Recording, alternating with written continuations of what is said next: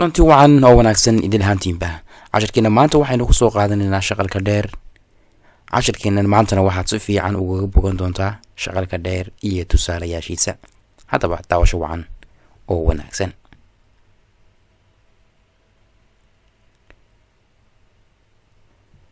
sidaan horeba soo sheegay casharkeena maanta waxaynu ku qaadanaynaa shaqalka dheer waxaana ka mid ah a e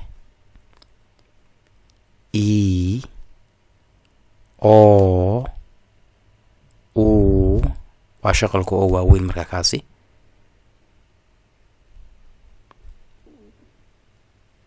A E I O U kaasina waa shaqalka oo yar yar. haddii aan tusaale soo qaato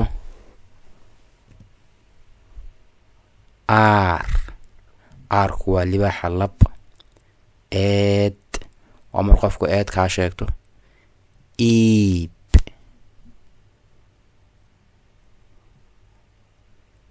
oon mar qofku ooman yahay ama harraadan yahay. uur haddii aan soo qaato tusaaleyaal intaa ka sii badan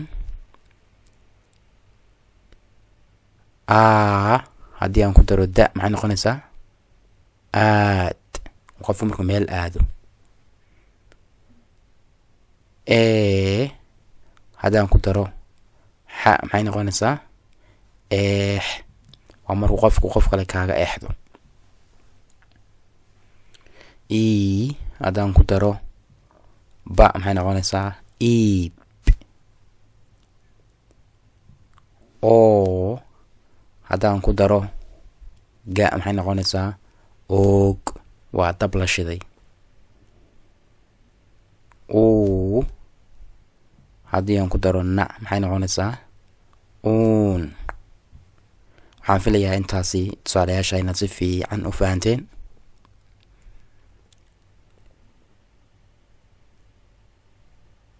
waxaan filayaa inaan soo gaadhnay dhammaadkii casharkeena. haddaba intaynu ku kulmayno cashar noocan oo kale ah waxaan idinkaga teginaa dhammaantiinba sidaa iyo nabadgelyo. intaynu casharkan oo kale ku kulmayno waxaan idin leenahay dhammaantiinba wasalaamu calaykum waraxmatullaahi wabarakaatu. ballanteenu waa inaad channelkeena subscribe saarto. wixii tala iyo tusaale aad nagula wadaagto qaybta comment-ka.